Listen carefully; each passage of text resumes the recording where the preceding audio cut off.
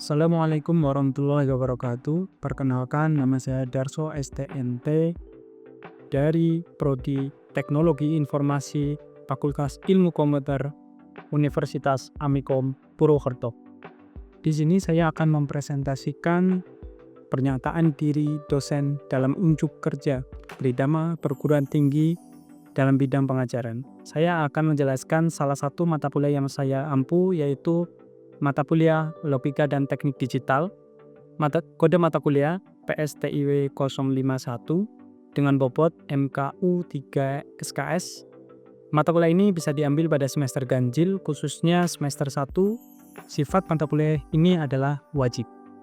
Saya akan menjelaskan deskripsi mata kuliah Logika dan Teknik Digital ini secara singkat, yaitu yang pertama, mata kuliah ini akan memberikan pemahaman mengenai konsep dasar logika teknik digital dan implementasinya.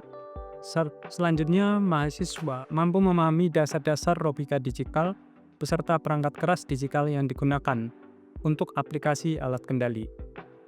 Adapun outcome pembelajaran atau CPNK dari mata kuliah ini, yaitu yang pertama, mampu menjelaskan konsep dan peranan pembelajaran logika digital serta secara perkembangannya.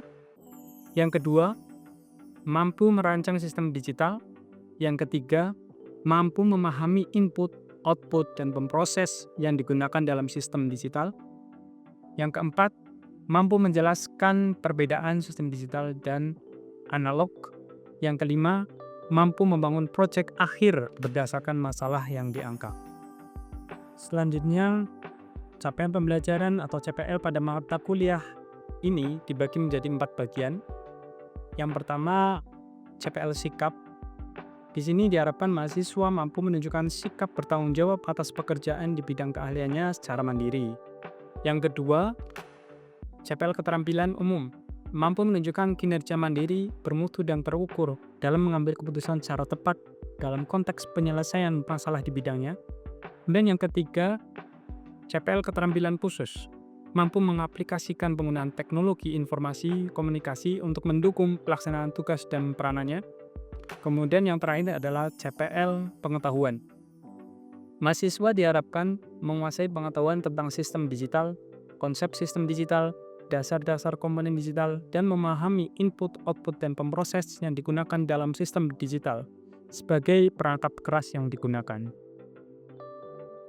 Di setiap perkuliahan, saya selalu menyampaikan kontrak perkuliahan sebagai bentuk kesepakatan antara dosen dan mahasiswa. Adapun hal-hal yang ada pada kontrak perkuliahan diantaranya adalah deskripsi mata kuliah, CPMK, CPL, RPS, rencana pembelajaran semester, dan mekanisme perkuliahan. Selanjutnya, bahan kajian atau materi pembelajaran dari pertemuan 1 sampai pertemuan terakhir diantaranya adalah sebagai berikut. Pertama adalah pengantar logika teknik digital, yang kedua adalah sistem bilangan, yang ketiga adalah gerbang logika dasar, keempat rangkaian aritmatika dasar, 5 pengubah kode, dan yang keenam teknik implementasi dan penyederhanaan rangkaian digital, dan yang ketujuh perangkat pengendali mikro, yang kedelapan adalah flip-flop, dan yang sembilan adalah konverter ADC dan DAC. Selanjutnya, sistem pembelajaran pada mata kuliah logika teknik digital adalah sebagai berikut. Mata kuliah ini diampu oleh satu dosen. Jumlah pertemuan 14 kali tatap muka teori dan praktikum, ditambah dengan 2 kali ujian TS dan UAS, sehingga total pertemuannya adalah 16 kali pertemuan. Sedangkan beban waktu pembelajaran pada mata kuliah logika teknik digital yaitu 3 SKS yang terbagi menjadi 2 SKS teori dan 1 SKS praktikum. Adapun metode pembelajaran yang saya gunakan pada pembelajaran logika teknik digital ini adalah yang pertama, pemaparan materi, yang kedua, tutorial modul praktikum, yang ketiga, yaitu diskusi kelompok, yang terakhir, yaitu tugas project atau final project. Selanjutnya, di sini saya akan menjelaskan terkait interaksi saya dengan mahasiswa. Yang pertama tentunya adalah interaksi secara tatap muka. Pada perkuliahan teori, saya menggunakan media pembelajaran secara luring ataupun secara daring menggunakan aplikasi Zoom Meeting atau Google Meet. Kemudian pada perkuliahan praktikum, kami melakukan praktikum di laboratorium komputer. Selanjutnya sebagai pendukung komunikasi pembelajaran digunakan yaitu aplikasi media sosial, grup WhatsApp. Kemudian yang terakhir adalah Learning Management System. Mahasiswa akan diarahkan untuk menggunakan platform els.tamihom.purwokerto.ac.id untuk mendownload materi yang di-share oleh dosen dan juga mengumpulkan tugas-tugas perkuliahan. Selanjutnya, saya akan menjelaskan sistem penilaian dari mata kuliah Logika Teknik Digital ini. Adapun indikator penilaian pada mata kuliah Logika Teknik Digital ini adalah yang pertama adalah presensi, yang kedua adalah diskusi dan tanya jawab dan kuis, kemudian yang ketiga adalah tugas, kemudian yang keempat adalah UTS atau ujian tengah semester, kemudian yang kelima adalah UAS atau ujian akhir semester. Komponen penilaian terhadap beberapa indikator tadi diantaranya, yaitu yang kelengkapan dan ketepatan jawaban yang diberikan, kesempurnaan hasil tugas yang dikumpulkan dan dipresentasikan. Kemudian untuk kontrak perkuliahan, di sini saya dan mahasiswa bersepakat untuk memberikan bobot pada penilaian. Yang pertama adalah presensi 10%, diskusi, tanya jawab dan kuis 15%, tugas 20%, kemudian UTS 25%, kemudian UAS adalah 30%. Demikian penjelasan mengenai deskripsi mata kuliah dan teknis pelaksanaannya. Selanjutnya akan ditampilkan video cuplikan kegiatan belajar mengajar pada mata kuliah Logika Teknik Digital yang saya ampu, khususnya di pertemuan keempat dilakukan secara luring. Pernah dengar teori aljabar? Pernah. Teori aljabar pernah ya? Itu di mata kuliah apa? Aljabar linear matrik. Apa? Aljabar linear matrik. Aljabar linear matrik itu matematika ya? Oke. Kelima. Kemudian kalau peta Carnot sudah belum? Peta Carnot sudah belum? Belum. Aljabar dan peta Carnot ini adalah metode atau cara untuk menyederhanakan sebuah persamaan. Ya, itu metode cara. Ya, di sini ada dua itu ya. Nanti kita jelaskan ya. Yang pertama adalah penyederhanaan ini bersama logika ini dalam rangkaian logika digital ini dapat diperoleh keuntungan. Yang pertama adalah contohnya itu mengurangi jumlah pemakaian komponen, pastinya mengurangi biaya yang diperlukan, waktu yang diperlukan untuk penyelesaian rangkaian menjadi lebih singkat, respon dari sistem menjadi lebih cepat karena waktu tunda delay di rangkaian berkurang, ukuran fisik dari rangkaian lebih kecil, bobot rangkaian menjadi lebih ringan, rangkaian akan lebih mudah dianalisa. Nah ini, jadi untuk menyederhanakan sebuah rangkaian atau persamaan itu kita ada kurang lebih ada 5. Yang pertama disebut dengan aljabar boolean, yang kedua peta Carnot, yang ketiga diagram Venn, 4 diagram Venn, kemudian yang 5 adalah teknik tabulasi. Ini adalah teknik-teknik digital ketika kita menyederhanakan sebuah persamaan. Ya. Caranya itu ada 5. Langsung saja untuk aljabar ini, untuk tipe data, kalau yang di logika digital itu nilai binarnya itu true dan false itu 1 dan 0. Dan itu sama dengan titik ya. Titik itu jadi kalau di matematika itu namanya perkalian. Kalau atau itu apa? Penjumlahan ya, penjumlahan. Itu kan ada tanda plus ini ya. Nah, kalau A inverse itu negasi, kontradiksi ya. Seperti ini. And, or, dan not. Di sini kita ingat lagi terkait dengan and, or, dan not. Ini tipe closure yaitu ada yang closure itu pernyataan. Pernyataan itu rumus ya, rumus dari aljabar. A plus B sama dengan ada identitas, ada closure, ada identitas. Kemudian ada komutatif, ada distributif, ada komplement ya. Ya, contohnya ini. Ada sebuah persamaan. Itu persamaannya yaitu persamaannya adalah misalkan F. F itu sama dengan A B plus A aksen B aksen kemudian A aksen kemudian ini B ya. Kemudian F ini nanti disederhanakan menggunakan apa? Rumus yang X sama dengan X, rumus aljabar boolean ya. Rumusnya mana? Yaitu yang rumus dari aljabar boolean ya. Kita gunakan rumus yang ini.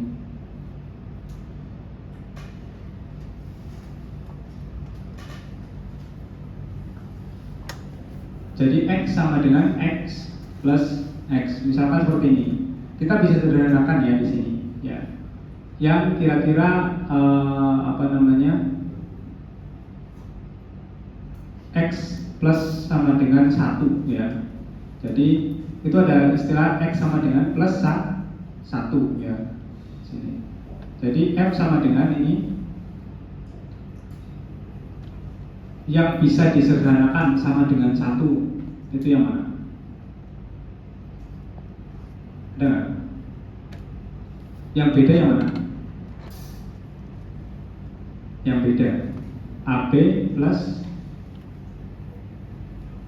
A aksen kali B aksen ya. Sini. Jadi yang beda itu yang ini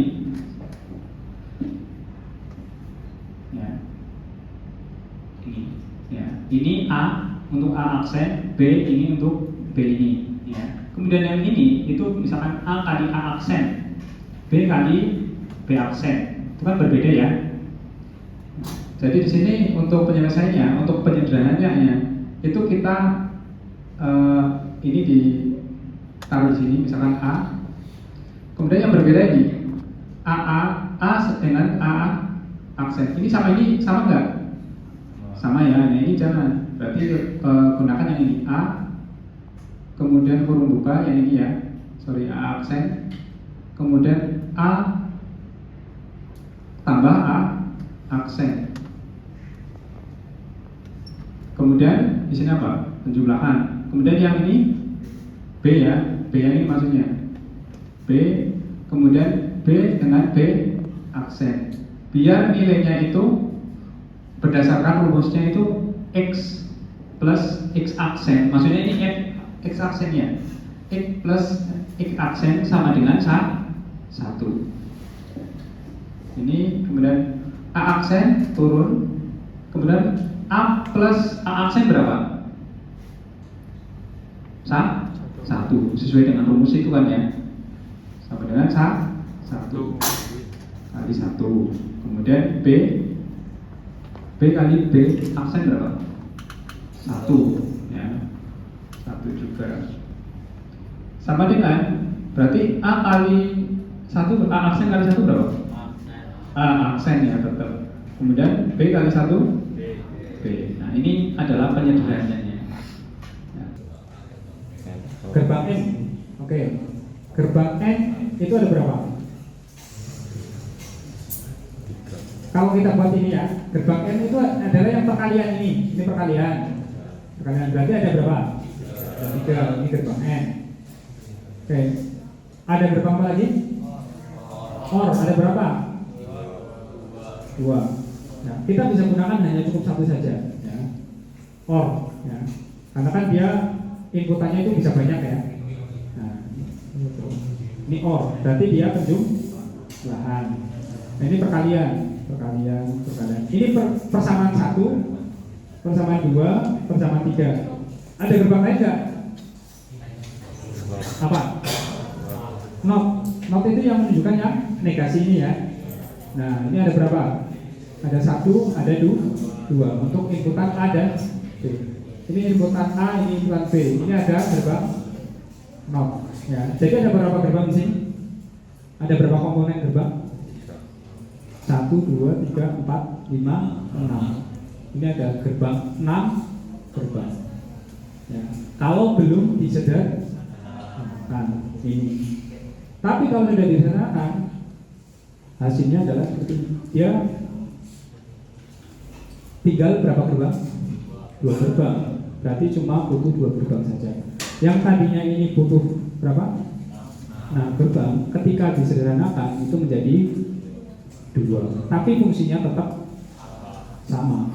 Ya, itu fungsi dari sebuah metode atau cara. Ya, yang tapi caranya itu menggunakan ini aljabar. Ya, dengan menggunakan komplement tadi, ya, rumus komplement.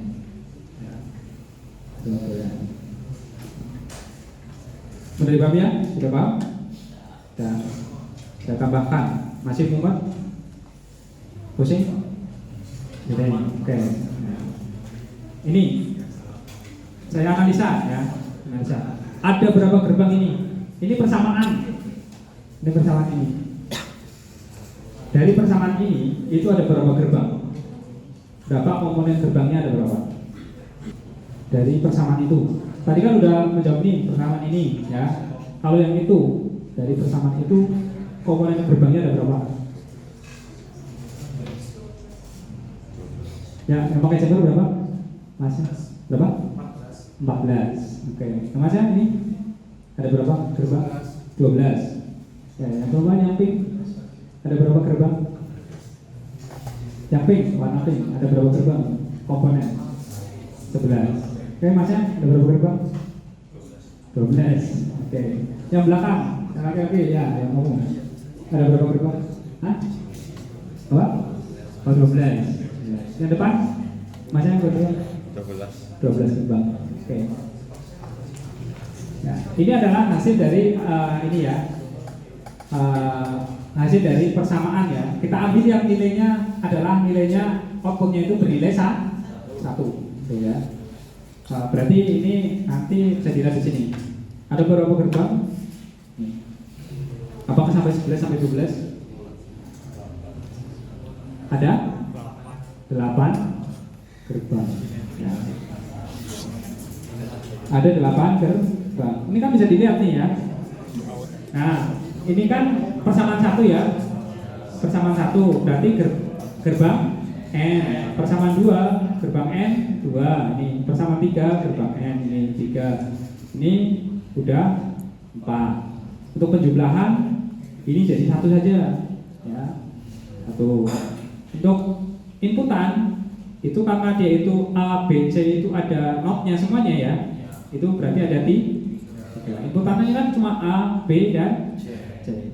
Karena di sini ada A inverse, B inverse, C inverse, maka dia dibuat dinotkan ada. Berarti cuma ada 8 komponen gerbang. Nah, itu kalau belum disederhanakan.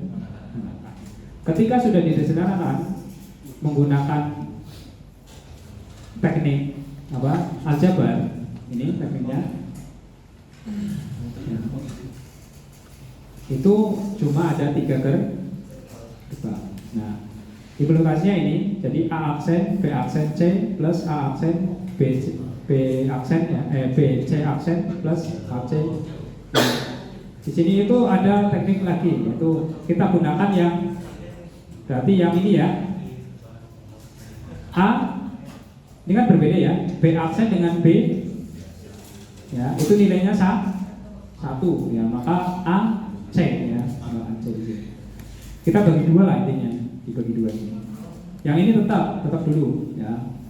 Kemudian A aksen ditambah A aksen tetap A aksen.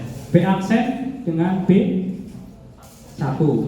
C dengan C aksen 1 ya. Aksen plus AC. Jadi kita bagi 2 di sini untuk penyederhanaannya lebih sederhana. Dari 4 persamaan menjadi 2 persamaan. Nah, ini untuk rangkaiannya tinggal ada 3. Jadi yang 8 itu ketika kita menggunakan teknik aljabar ya, untuk penyusunannya ya, caranya disederhanakan itu menjadi berapa? 3 komponen saja ya. Maka dari itu di sini terkait dengan kesimpulannya di sini yaitu penyederhanaan ini, logika ini dia mengurangi jumlah komponen pastinya. Yang tadinya 8 menjadi 3. Kemudian tambah lagi mengurangi biaya. Tadinya kan mungkin biayanya dari 8 komponen nih, biayanya berapa kan banyak ya. Yaitu bisa berubah biayanya drastis. Kemudian waktu yang diperlukan menyusun rangkaian lebih singkat. Respon dari sistem lebih cepat karena rangkaiannya itu sederhana, maka responnya lebih cepat. Ukurannya itu menjadi lebih kecil, bobotnya ringan, kemudian rangkaian akan lebih mudah dianalisa. Tadi kan kalau yang banyak itu kan sulit ya analisa yang kerusakannya, tapi kalau sederhana maka analisanya lebih mudah. Selanjutnya adalah dengan menggunakan peta Carnot ya, Carnot map ya. Berarti ini adalah teknik prosesnya untuk menyederhanakan hanya membutuhkan pemetaan, hanya butuh peta saja. Ya. Tapi ada syaratnya di sini. Ya, nanti ada syaratnya. Peta kami itu banyak banget, yaitu ada peta kami 2 variabel, kemudian nanti ada 3 variabel, 4 variabel. Ya. Ya, 2 variabel kurang lebih seperti ini. Jadi kita dipetakan, misalkan x sama dengan x dan y, m0, m1, m2, m3. Ini rumusnya, ya. Rumusnya ini m0, m1, m3.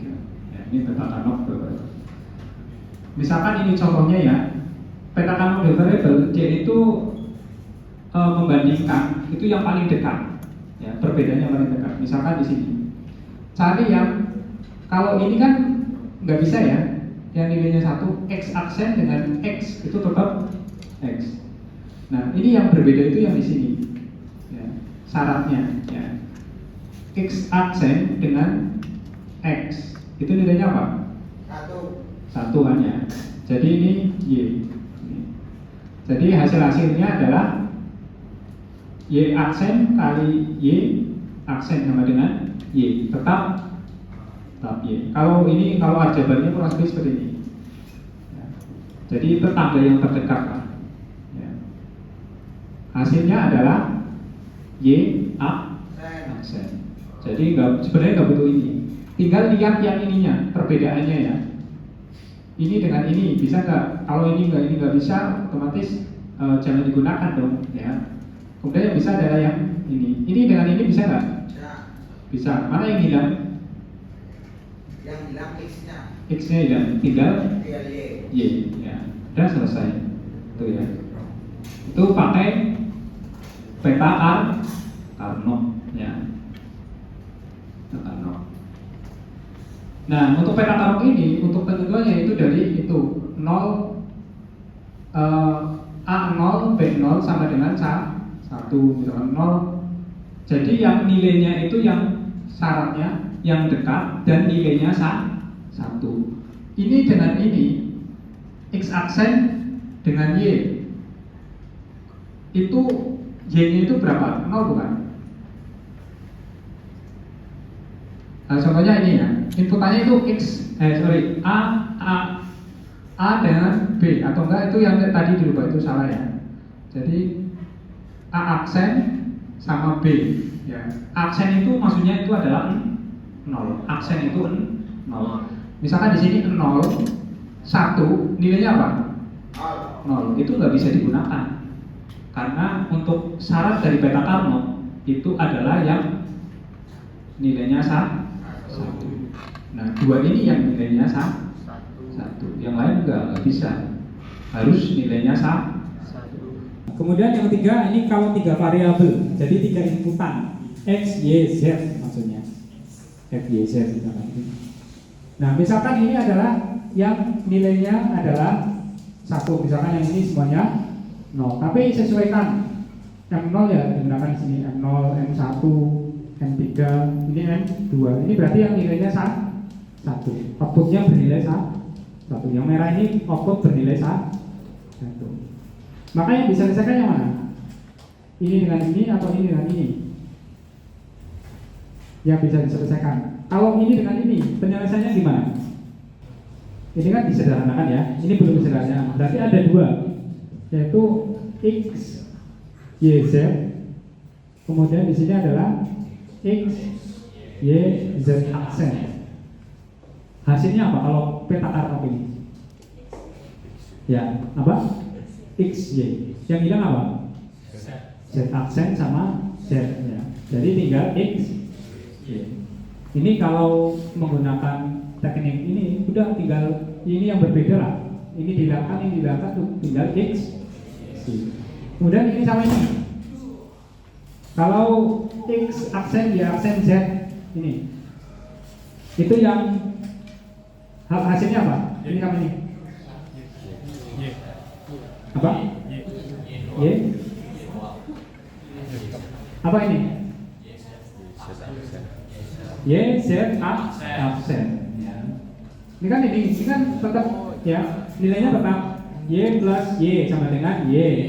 Z aksen sama Z aksen sama dengan Z aksen. Ya udah, tinggal yang bedanya ini nilainya 1. Kan tinggal Y Z aksen. Ya, itu untuk peta kakap itu caranya itu seperti itu. Nah ini 4 variabel berarti 4 inputannya nilainya 4. Ada W, X, Y, Z aksen. Nah untuk peta kakap untuk syarat selanjutnya yaitu dia itu gak ada ujungnya. Jadi antara ini ujung ini dengan ini adalah dekat, paling dekat ini malah. Ya, kalau kita lipat kertas ya, lipat kertas, ujung ini dengan ini pasti akan bertemu. Maka dia adalah tetangga atau enggak tetangga paling dekat lah. Ya, jadi cara peta katalog itu yang pertama tetangga paling dekat, yang outputnya bernilai 1. Ya, jadi ujung ini kalau misalkan dia itu 4 variabel kan banyak, ujung ini dengan ini. Kalau ujung ini dengan ini nilainya 1, ini hasilnya apa berarti? Persamaannya, hasil akhirnya. WZ aksen. Apa? WZ aksen. W, Aksen. X aksen, Z aksen. Yang hilang Y. Ya, itu sampai situ ya. Jadi dia nggak butuh proses, tapi prosesnya dia menggunakan pemetaan. Itu untuk ini. Kesimpulannya untuk peta katalog dan ini adalah saling sejajar dan saling segaris. Jadi saling sejajar dan saling segaris. Ya, bisa ke atas, nggak bisa miring ke sini. Ya, kemudian saling berdekatan, kayak tadi tuh berdekatan. Itu. Kemudian output yang bernilai 1. Ya. Output bernilai 1, saling sejajar dan segaris, kemudian saling berdekatan. Itu kesimpulan dari syarat peta katalog. Kemudian sifat peta katalog itu tidak berujung, maksudnya kayak tadi ya, ujung yang satu dengan ujung yang lain itu saling dekat, malah itu paling dekat. Ya, itu kesimpulan. Ya, menyambung untuk pertemuan sebelumnya, saya akan menjelaskan terkait dengan soal yaitu mata kuliah logika teknik digital pada bab teknik implementasi penyederhanaan rangkaian digital. Jadi untuk pengerjaannya ini secara mandiri dan kemudian dikumpulkan untuk pertemuan minggu depan. Itu. Kemudian untuk soalnya adalah sebagai berikut. Nah, ini persamaan nanti dibuat rangkaiannya, ya. Sebuah persamaan yang kita sudah latihan, dari persamaan tersebut ini dibuat rangkaiannya, yaitu menggunakan gerbang dasar, ya. Gerbang dasar seperti AND, OR, dan NOT. Kemudian dari persamaan tersebut, ya, dari persamaan tersebut kemudian dibuat juga tabel kebenaran, ya. Dibuat tabel kebenaran. Kemudian yang 1C ini, dari persamaan ini sebelum disederhanakan, kemudian yang 1C ini adalah disederhanakan ya. Proses penyederhanaannya itu menggunakan Petaka-map, Kemudian untuk setelah ini disederhanakan, maka akan muncul persamaan baru, di mana persamaan baru ini hasil penyederhanaan dari persamaan boolean yang pertama ini. Kemudian dari persamaan yang muncul persamaan yang baru itu, kemudian dibuatlah gambar rangkaian dengan gerbang dasar setelah persamaan disederhanakan. Jadi nanti ada perbandingan perbandingan rangkaian yang belum dari persamaan yang belum disederhanakan, kemudian bisa dilihat nih nanti untuk rangkaian setelah disederhanakan. Itu nanti muncul, kita bisa lihat terkait dengan gambarannya seperti apa. Mungkin itu ya untuk pertemuan eee, mata kuliah ini logika digital di sesi eee, soal ini ya. Mudah-mudahan karena soal ini sebagai tugas yang harus salah satu nilai tugas yang harus dibuat oleh setiap mahasiswa ya, nilai asesmen. Jadi silakan untuk mahasiswa untuk bisa mengerjakan tugas ini dengan baik dan jangan lupa untuk dikumpulkan di minggu depan. Demikian video pemaparan pernyataan diri dosen unjuk kerja Tridharma Perguruan Tinggi yang saya sampaikan. Semoga informasi yang saya sampaikan dapat memberikan gambaran secara jelas dari proses kegiatan belajar mengajar yang saya lakukan di dalam kelas. Terima kasih atas perhatiannya. Assalamualaikum warahmatullahi wabarakatuh.